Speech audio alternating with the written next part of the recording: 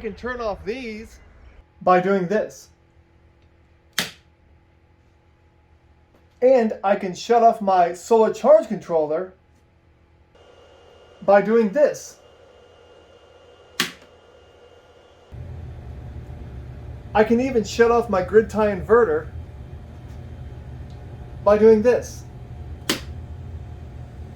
But the one thing I don't have is the ability to disconnect all of this from my batteries. Now, why would I want to do that? I will give you the perfect example right now. Here, look at this.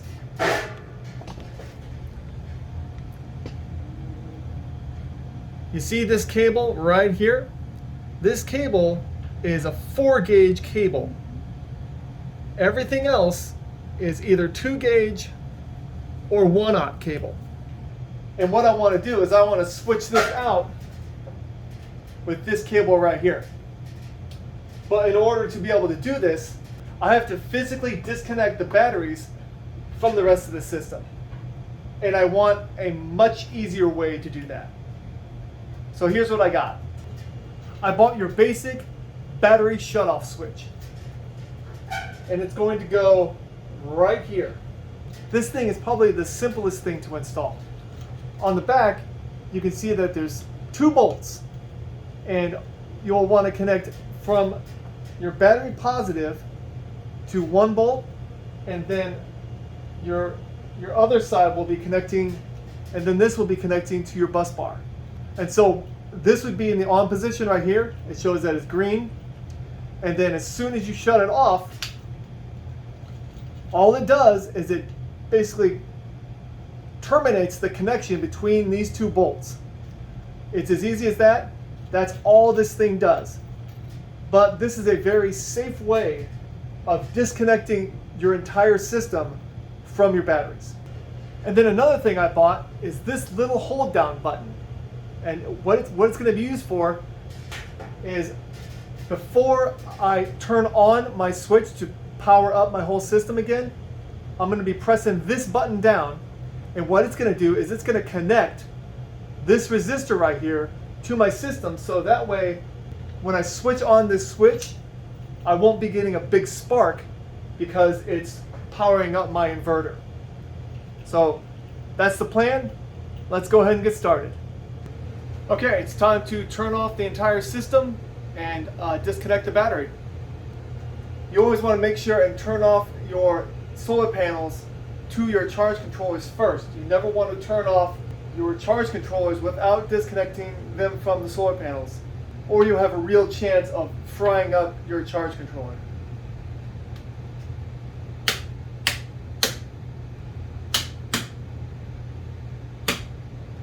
All right, and now to disconnect the batteries from the system.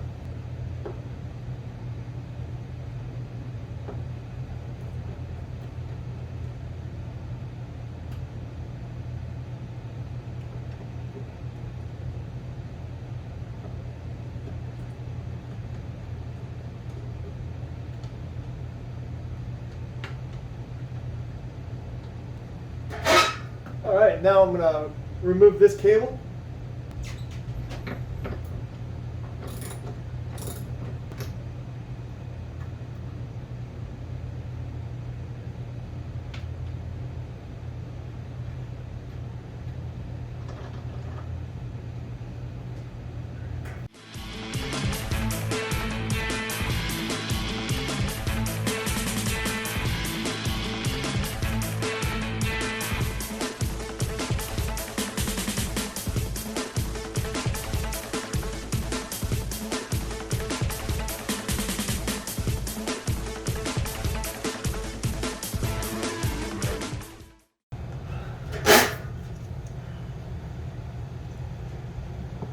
This will be right here, and the button will be right here.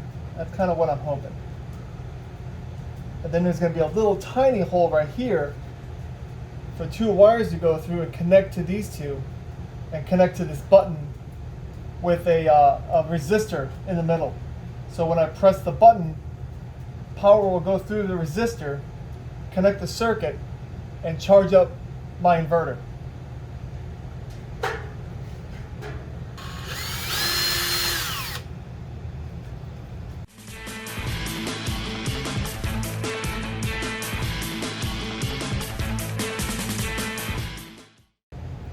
hopefully you can see this and see me, but my battery disconnect is all wired up. As you can see in the back, this is going to be going to the positive bus bar. This side is going to be going straight to the battery. And then I have my two wires that are connected. One's connected to one bolt, one's connected to the other. And these wires, one of them is going to be cut, and there's going to be a resistor in the middle of the wire. The ends are going to be going to a button that I will press whenever I need to turn on the system. So that way I don't get a big spark.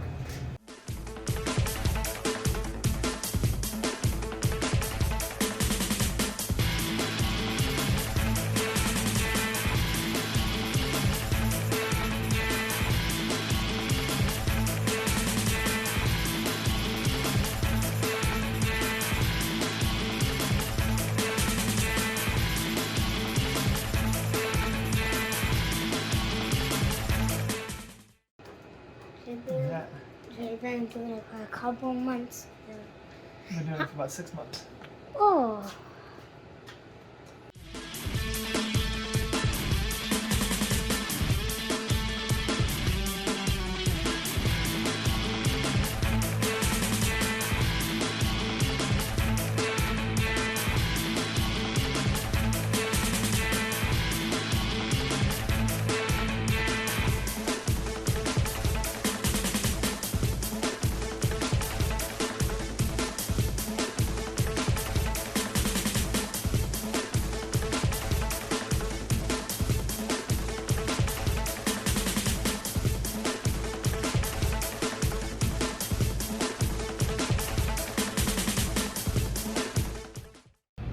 Okay, let me show you the finished product.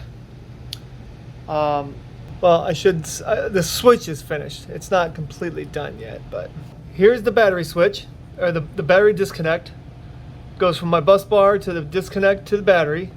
And then I have a couple of wires going behind it. As you can see right back here, those two wires coming out of that hole. One of them is going into a resistor right down there, and then they are wired to this push button switch right here. So when I am all wired up and ready to go, before I switch this, I need to press this button for about 3 seconds and then turn that on, and there should be no spark. So let's go ahead and get everything all put together and turn it on and see what happens.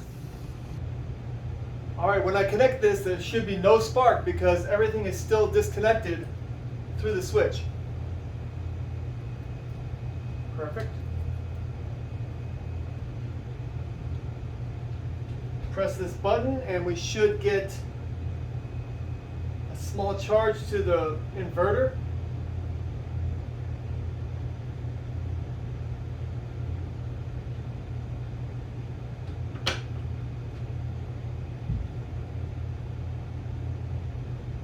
There we go. Everything's back on. Lights are turned back on. Let's go ahead and use our multimeter to make sure we got proper voltage. All right, 26.67 at the bus bars. So that's good.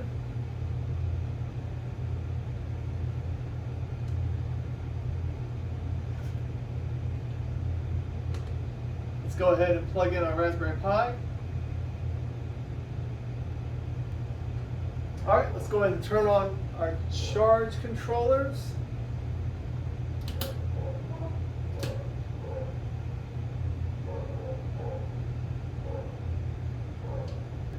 Turn on the grid tie inverter.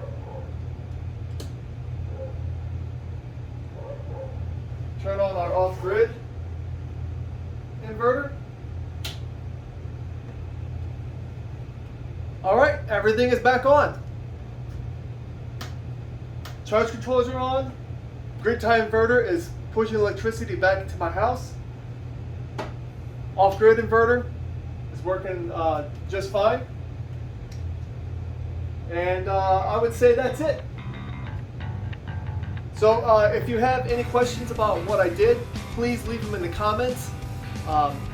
If you like this video, please hit that like button. And if you like this content, please subscribe. It really helps out. Thank you so much, and you all have a great night. Bye-bye.